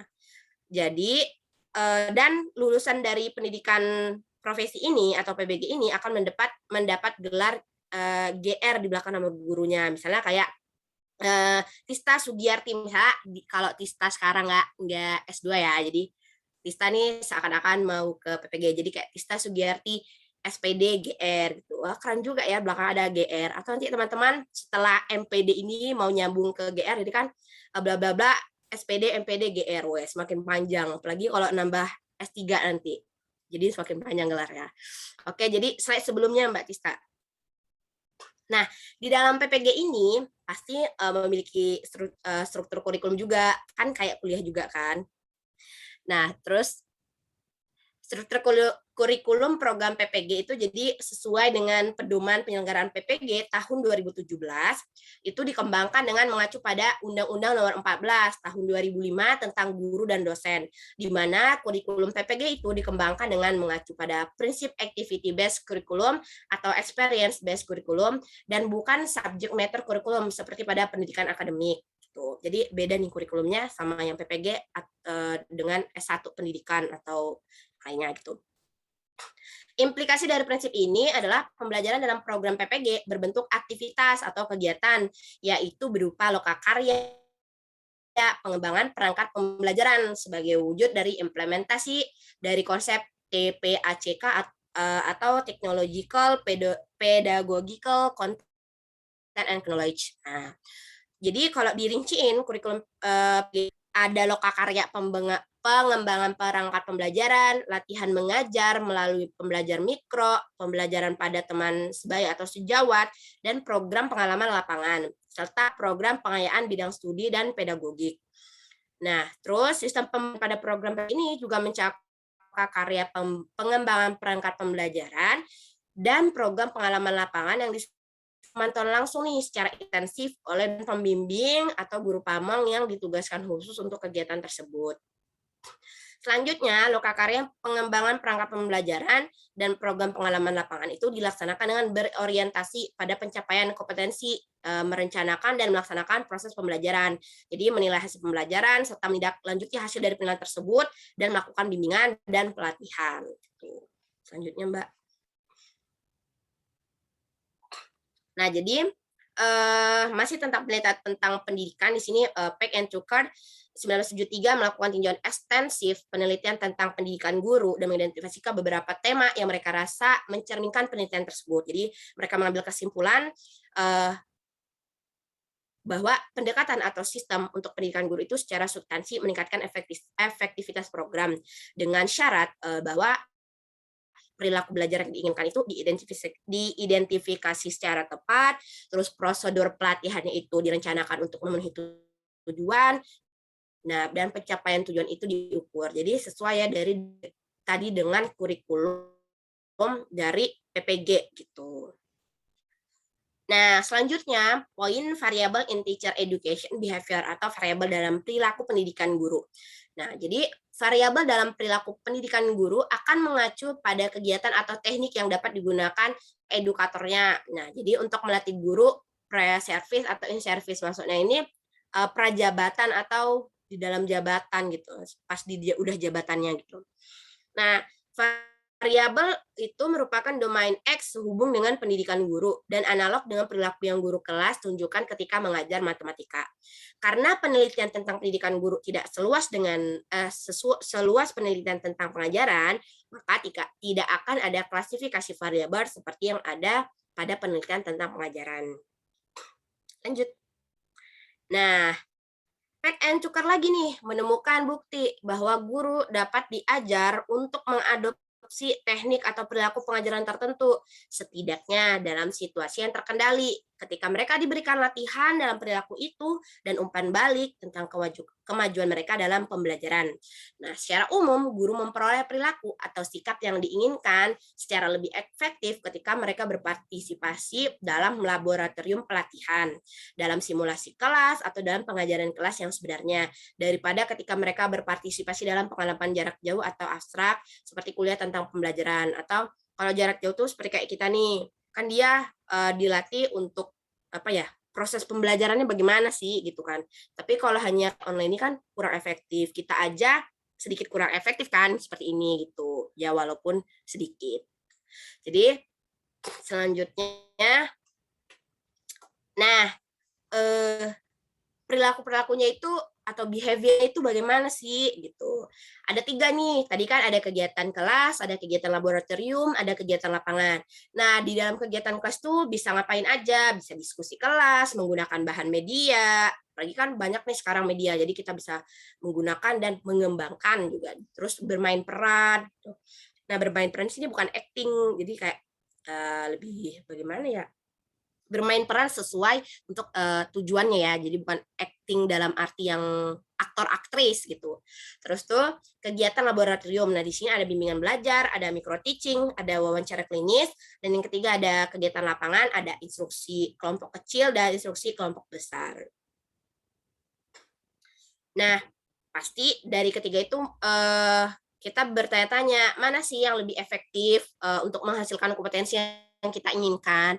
Nah, jawabannya adalah menyesuaikan kompetensinya. Misalnya, kompetensi yang diinginkan adalah memahami logika, contoh tandingan, dan mengenali kapan penggunaannya tepat, maka teknik yang paling cocok adalah teknik pada domain kegiatan kelas. Tapi ketika kita ingin mengembangkan kemampuan untuk menyajikan atau mempromosikan situasi pemecahan masalah, nah itu mungkin yang lebih tepat dengan kegiatan laboratorium atau lapangan. Jadi kita sesuaikan saja apa kompetensi yang akan kita capai dan kita lihat dari ketiga perilaku-perilaku tersebut. Oke, terima kasih. Itu saja poin dari yang akan saya sampaikan pada presentasi kali ini. Saya kembalikan kepada moderator. Baik, terima kasih Saudari Isnaini. Selanjutnya saya sendiri akan menjelaskan yaitu tentang variabel in teacher education content atau variabel isi dalam pendidikan guru. Variabel isi dalam pendidikan guru terdiri dari konsep dan prinsip pedagogis yang menjadi objek pengajarannya. Tujuan dalam pendidikan guru juga untuk menghasilkan guru yang memiliki kompetensi pedagogik, sosial, kepribadian, dan profesional, serta mampu mengembangkan kompetensi secara berkelanjutan. Pada 1973, Lester telah mempertanyakan coba untuk mengatur tata letak dalam mengajar keterampilan mereka dan juga mengidentifikasi perilaku untuk menilai keterampilan dan indikator yang dirancang untuk mencakup kegiatan kelas atau pengajaran mikro pusat laboratorium atau dapat juga digunakan dalam pengajaran kelas pada jenjang SD, SMP, dan SMA. Kuni dan Kansky dan Reitz pada tahun 1975 telah mengidentifikasi berbagai konsep pedagogis untuk mengajar matematika, terutama perpanjangan dari penelitian mengajar konsep dan prinsip matematika yang telah diprakarsai atau telah dijelaskan oleh Anderson pada tahun 1967.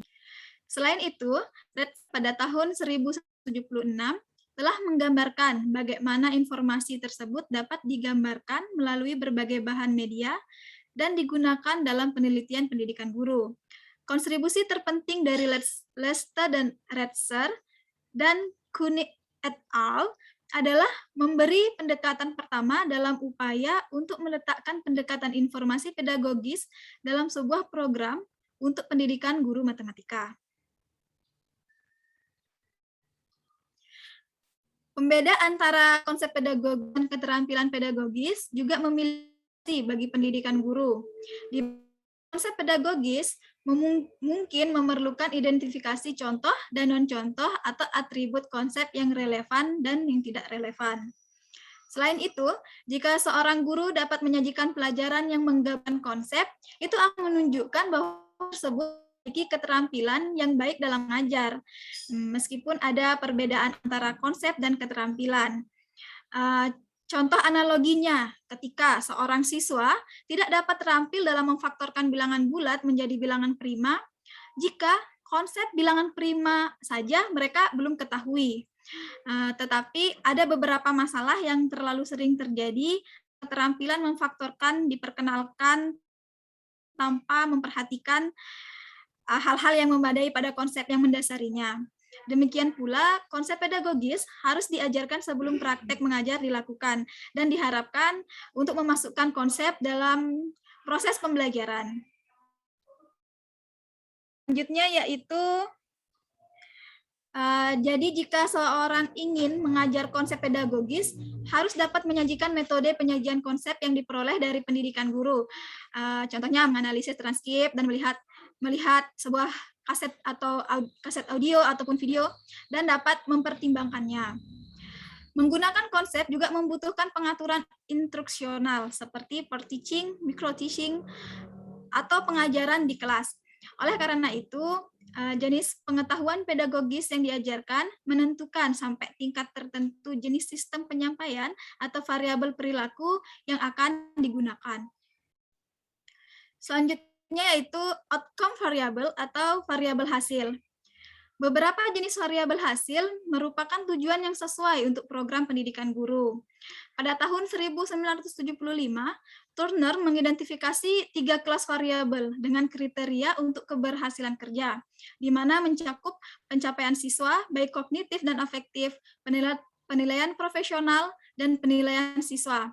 Masalahnya, seperti yang dicatat Turner, adalah bahwa ketiga kriteria ini tidak selalu berkorelasi secara positif satu sama lain. Sehingga Post, Ward, and Wilson pada tahun 1977 menemukan bahwa dalam kriteria penilaian profesional, penilaian guru, kepala sekolah, dan pendidikan matematika perguruan tinggi cukup berbeda. Kepala sekolah dan pendidikan perguruan tinggi sangat berbeda dalam penilaian kinerja mengajar mereka. Di mana di sini bahwa guru kelas itu lebih setuju dengan kepala sekolah daripada fakultas perguruan tinggi. Hal ini menimbulkan dilema dalam mengevaluasi program pendidikan guru dan penelitian yang terkait. Lieblein pada tahun 1977 menyajikan sejumlah pertanyaan bagi peneliti untuk mempertimbangkan relatif terhadap program pendidikan guru. Adapun pertanyaan yang berfokus pada kategori sebagai berikut. Yang pertama, sudut pandang dalam mengajar matematika. Yang kedua, pengetahuan yang berkaitan dengan matematika dan kurikulumnya. Yang ketiga yaitu strategi pembelajaran, materi pembelajaran, evaluasi, dan aspek profesionalnya. Untuk masing-masing kategori ini, Lieblein mengidentifikasi pertanyaan yang terkait dengan apa yang dia sebut proses dan hasil, di mana proses yaitu melibatkan kinerja guru, sementara hasil melibatkan kinerja siswa mereka. Gagasan proses dan hasil produk adalah beberapa hal-hal yang penting dalam mempertimbangkan penelitian tentang pendidikan guru. Selanjutnya, pada tahun 1976, penelitian oleh Gage menggunakan prestasi siswa sebagai kriteria dalam menentukan efek dari pelatihan guru, berpengalaman untuk mengajar 8 variasi strategi pembacaan, di mana 8 strategi didelegasikan dengan mengambil struktur, permintaan, dan reaksi tingkat tinggi dan rendah. Materi pembelajaran terdiri dari fakta, konsep, dan prinsip ekologisnya. Dari penelitian Gage pada tahun 1976 ini, mendapat kesimpulan meliputi yang pertama yaitu siswa belajar lebih banyak tentang ekologi dari semua strategi. Yang kedua, guru tersebut mampu memvariasikan kinerja pembelajaran dengan cara yang ditentukan dengan sangat persisi. Yang ketiga, variabel perilaku mengajar hanya berpengaruh kecil terhadap prestasi siswa. Sejarah tampaknya telah menunjukkan bahwa pertanyaan produk Lieblein pada tahun 1977 ada beberapa yang diberikan di bawah ini tidak mungkin menghasilkan signifikan secara statistik. Dari penelitian tersebut, ada pertanyaan yang dihasilkan, yang meliputi yang pertama, apakah guru memiliki daftar strategi yang lebih besar untuk model pembelajaran? Yang kedua itu menghasilkan pembelajaran yang lebih efektif kepada anak. Yang ketiga, dapatkah guru dilatih dalam prosedur diagnostik dan remediasi, sehingga menghasilkan prestasi yang lebih besar kepada anak? Yang terakhir adalah apakah pengalaman sekolah selama pelatihan prajabatan guru, khususnya dalam matematika, untuk membuat perbedaan dalam prestasi siswa. Mungkin terlalu banyak yang kita harapkan dari hal mencoba menghubungkan pelatihan guru tentang keterampilan mengajar tertentu dalam prestasi siswa. Mengingat banyaknya faktor yang mempengaruhi prestasi pada siswa, memang optimis untuk mengadakan satu aspek pengajaran. Apalagi pelatihan pada aspek itu dapat menyebabkan banyak variasi dalam pembelajaran. Penilaian profesional adalah cara yang layak dan diinginkan untuk menilai hasil dari program pendidikan guru. Mengingat keadaan seni mengajar dan pendidikan guru tidak mungkin hanya dari hasil siswa saja, dapat memberikan dasar yang memuaskan untuk mengevaluasi program pendidikan guru. Sehingga hal ini tidak menyangkal pernyataan dari Lieblein pada tahun 1977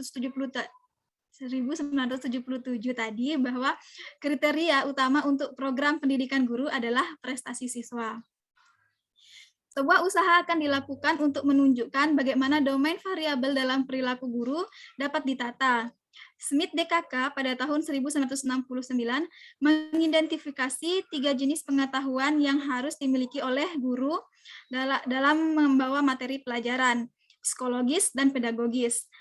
Jenis pengetahuan ini dapat disilangkan dengan 2 fase pengajaran secara preaktif dan interaktif, di mana pengajaran preaktif melibatkan kegiatan yang tidak melibatkan siswa, seperti perencanaan, pengajaran interaktif. Sementara itu, pengajaran interaktif melibatkan siswa, seperti perilaku siswa di kelas. Jadi, hasil dari pelatihan pendidikan guru dapat diukur dengan berbagai cara. Hasil preaktif dapat dievaluasi dengan tanggapan kertas dan pensil atau secara tulisan, atau dengan menilai tanggapan mengajar dalam bentuk kaset audio ataupun video. Perilaku interaktif dapat dievaluasi berdasarkan penilaian profesional dari perilaku mengajar. Penilaian ini bisa berupa subjektif atau berdasarkan eksplisit, kriteria yang ditentukan. Jadi materi selanjutnya akan dibawakan oleh rekan saya, Ms. Rina Fauzia Fuad, kepadanya dipersilahkan. Terima kasih. Saya lanjutkan. Selanjutnya ada suggestion for research on teacher education atau saran untuk penelitian pendidikan guru. Tinjauan Fake dan Tucker pada tahun 1973 dan tinjauan Turner pada tahun 1975 menyarankan para guru dapat dilatih untuk menggabungkan perilaku mengajar tertentu dan perilaku tersebut mungkin akan menghasilkan penilaian profesional dan siswa yang diinginkan.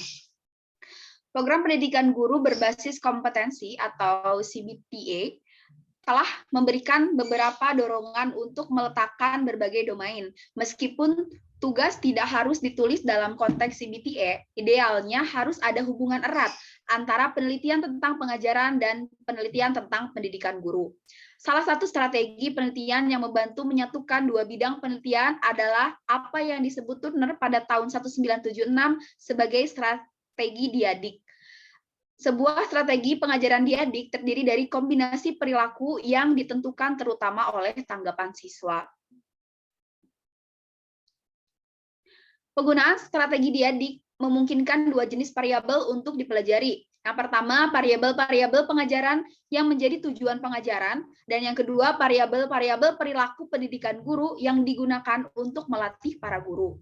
Perbedaan prestasi siswa dapat dijelaskan baik dalam variabel pengajaran atau sifat pelatihan atau keduanya, tergantung pada desain penelitiannya.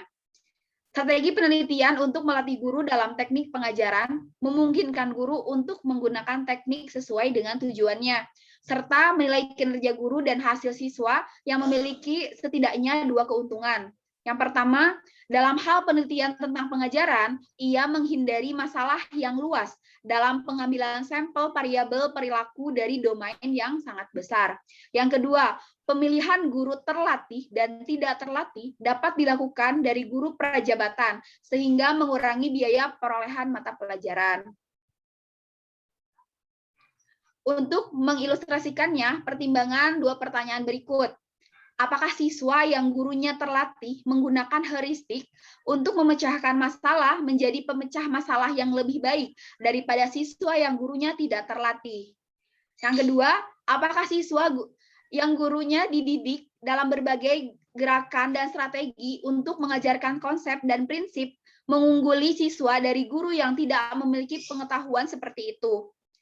Variabel konten atau pengetahuan pedagogis melibatkan heuristik untuk memecahkan masalah dan pengetahuan tentang gerakan dan strategi untuk dua pertanyaan. Konten harus didefinisikan secara eksplisit dan jelas berbeda. Setelah konten ditentukan, maka masalah bagaimana konten tersebut dapat disajikan harus diatasi.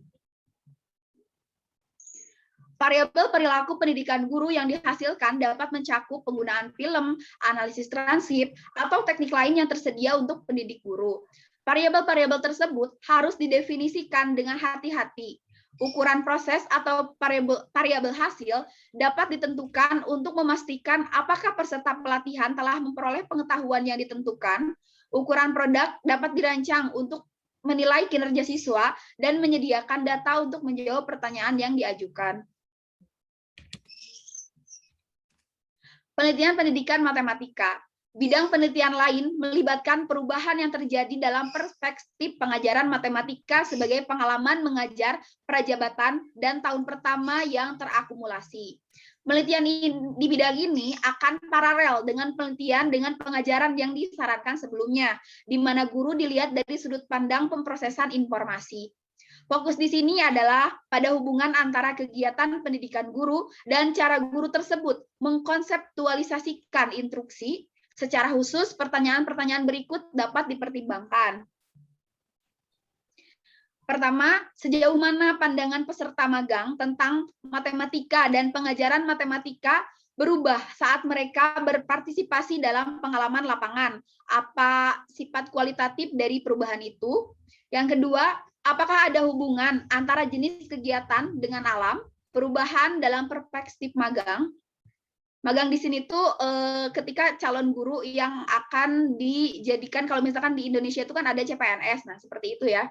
Nah terus yang ketiga, sejauh mana perubahan perspektif tentang pengajaran matematika terjadi selama tahun pertama mengajar. Jawaban atas pertanyaan ini bisa sangat membantu dalam memberikan pemahaman tentang dinamika pendidikan guru dan sarana yang digunakan guru untuk memperoleh berbagai perspektif tentang pengajaran. Nah, kesimpulannya, penelitian tentang pengajaran telah mengidentifikasi beragam variabel yang layak untuk diselidiki. Namun, karena banyak variabel yang diidentifikasi berada dalam penelitian yang tidak melibatkan matematika, sebuah pertanyaan penting menjadi yang mana dari variabel-variabel tersebut yang menjadikan secara khusus dalam melakukan penelitian tentang pengajaran matematika. Jadi di sini kita memfokuskan gitu ya dari berbagai variabel yang ada untuk penelitian dalam pengajaran matematikanya. Kekhawatiran lain adalah sejauh mana variabel itu variabel afektif atau kognitif tidak secara eksplisit melibatkan akun matematika untuk varian dalam prestasi siswa. Kekhawatiran lain melibatkan perbedaan yang ada antara pengajaran matematika sekolah dasar dan matematika sekolah menengah. Temuan Berliner pada tahun 1978 menentukan bahwa siswa sekolah dasar benar-benar belajar matematika, yaitu mengerjakan tugas hanya dalam waktu yang singkat. Apakah ini berlaku untuk siswa sekolah menengah juga? Apakah variabel afektif secara seragam ampuh di semua tingkat kelas? Haruskah variabel seperti kejelasan didefinisikan secara berbeda untuk guru sekolah dasar dan guru sekolah menengah? Pengetahuan tentang mengajar matematika dan mendidik guru matematika membuat frustasi dan menggembirakan gitu di sisi lainnya. Ini membuat frustasi karena kompleksitas pengajaran yang luar biasa gitu. Itu juga menggembirakan di sisi lain karena generasi pengetahuan mewakili pencapaian terbaiknya. Lanjut. Nah, selanjutnya review artikel. Yang pertama berjudul Investigation of Mathematics Teacher Self-Efficacy in Teaching Mathematics in the COVID-19 Pandemic Process. Jurnalnya dari The Asian Institute of Research Education Quarterly Review. Volume 4 nomor 2 tahun 2021 halaman 396 sampai 407. Penulisnya Mita Takuyachi. Tujuan penelitian 1, mengetahui tingkat keyakinan kemanjuran pengajaran matematika guru matematika. Yang kedua, mengetahui perbedaan yang signifikan pada keyakinan kemanjuran atau pengajaran matematika guru matematika menurut beberapa variabel demografis seperti jenis kelamin, jenis sekolah, dan senioritas profesional. Sampel penelitiannya itu 165 guru matematika. Lanjut. Metode penelitiannya kuantitatif. Hasil penelitiannya itu, temuan pertama dari penelitian, keyakinan guru matematika tentang pengajaran matematika ada pada tingkat menengah. Temuan kedua dari penelitian, keyakinan kemajuan pengajaran matematika pribadi guru laki-laki secara signifikan lebih tinggi daripada guru perempuan.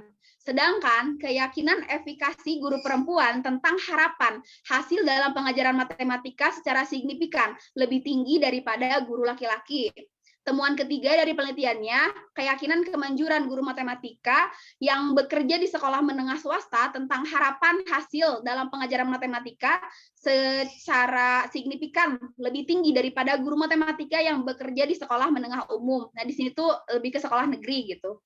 Dalam temuan terakhir dari penelitian, ditemukan bahwa keyakinan kemanjuran pengajaran matematika pribadi guru matematika dengan senioritas profesional 11 tahun atau lebih secara signifikan lebih tinggi daripada guru dengan senioritas profesional 0 sampai 5 tahun.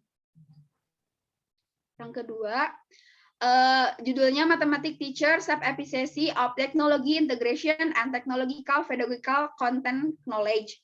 Jurnalnya Journal on Mathematics Education, volume 11 nomor 2 halaman 259 sampai 276 pada tahun 2020.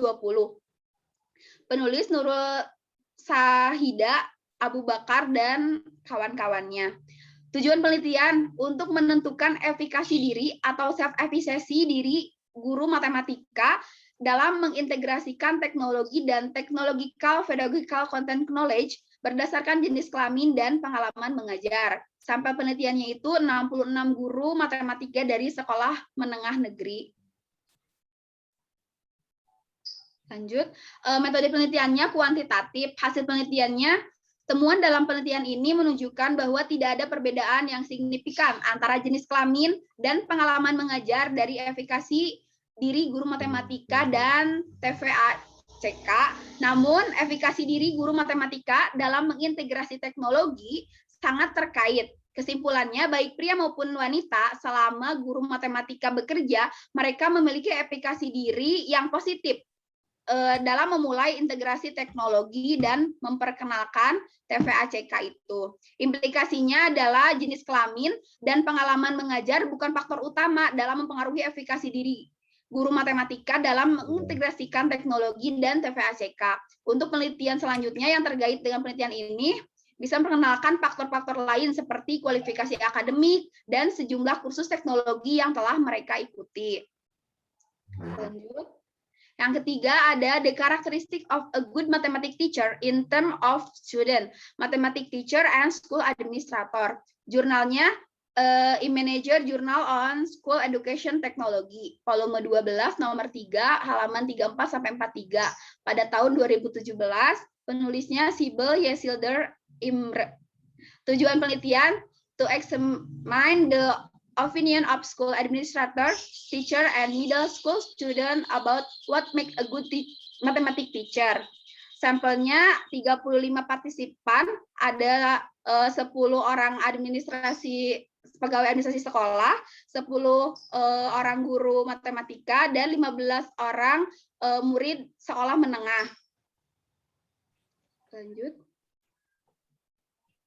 Metode penelitiannya penelitian kualitatif. Hasil penelitiannya, menurut hasil yang diperoleh, siswa, guru, dan administrator sekolah setuju bahwa guru matematika yang baik harus tahu bagaimana mengajar matematika. Siswa menilai baik guru matematika sebagai seorang yang tidak hanya menjelaskan materi matematika dengan baik, tetapi juga memperhitungkan sisi positifnya hubungan guru dan murid. Mereka juga menyatakan bahwa mereka belajar lebih baik ketika guru matematika mengajar matematika dengan menghubungkannya dengan kehidupan nyata dan menyiapkan contoh-contoh konkret seperti gambar dan grafik. Matematika guru mendefinisikan guru matematika yang baik dalam hal pengetahuan matematika dalam metode pengajaran, dan fitur afektif.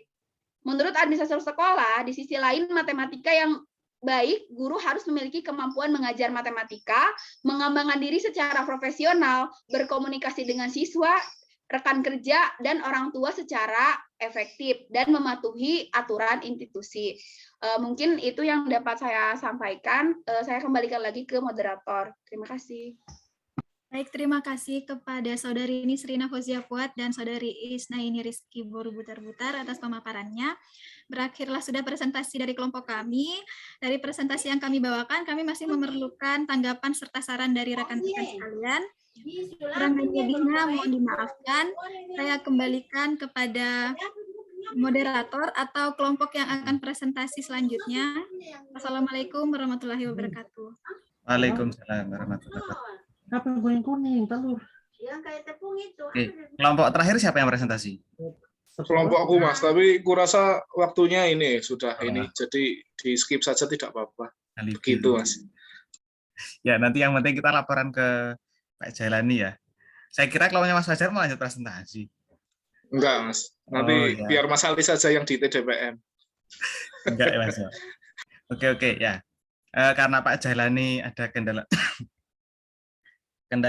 sinyal lagi, dan sepertinya pekan depan masih ada terjadwal presentasi ya. Coba kita lihat dulu. Ya, di pekan depan kita masih ada presentasi. Meskipun tadi Bu Wiwi sempat mengingatkan saya, terima kasih Bu Wiwi. Ini 14 itu terakhir.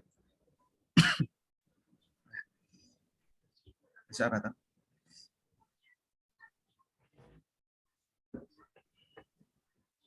Ya, nanti sambil kita cari ya. Mana sih? Sambil kita cari, jangan lupa. Yang untuk kegiatan Untuk kegiatan ISIMED, kita nunggu info lagi. Sudah masuk grup semua ya, teman-teman ya? Sudah. Oke. Berarti setelah profesi guru itu apa? Asesmen ya? Ya, pekan depan itu asesmen. Terus habis asesmen, pemaparan daftar topik atau masalah yang akan diteliti, rencana tesis, rumusan masalah, strategi penyelesaian, judul tesis. Ya, itu nanti perkuliahan 2 pekan lagi kalau menurut agenda seperti itu. Yang kok saya nyatetnya setelah setelah kami presentasi itu topiknya ini ya terkait unjuk kerja siswa baru asesmen. Oh iya ya. Oh. Iya, tapi saya lihatnya di PPT yang di apa nih? Yang di bawah kajian. Tabel tuh? Bukan yang tabel ya? Banyak tabel ya, Is. Aku juga Iya, ya. Itu. Tapi yang di satunya nggak ada ya, Des? Iya. Nggak ada. Makanya aku bingung. Ya, oke.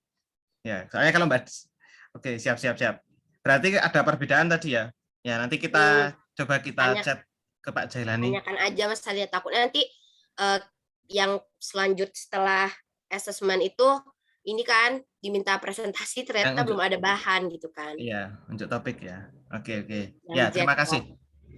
Terima kasih Mbak Desi, Mbak Isna sudah diingatkan. Ada lagi yang mau dibahas? Yang minggu depan yang presentasi siapa? Grupnya Mas Salaudin bukan ya? 789. Yang kelompok 145 itu yang ada bintangnya itu apa? Itu yang paling terakhir, Bu. Berarti kemungkinan yang kelompok 147 itu yang ini, asesmen. Kemungkinan. Ya nanti kalau misalnya yang unjuk itu unjuk siswa jadi ada, berarti ya kita yang kelompok dapat jackpot itu asesmen ya. Gitu. Oke, kita cukupkan dulu. Karena tadi dibuka Pak Jailani, jadi kita akhiri saja, kita cukupkan dengan berdoa. Berdoa disilahkan. Terima kasih teman-teman. Kita bertemu di grup yang satunya, di matkul selanjutnya. Ya, Assalamualaikum warahmatullahi wabarakatuh.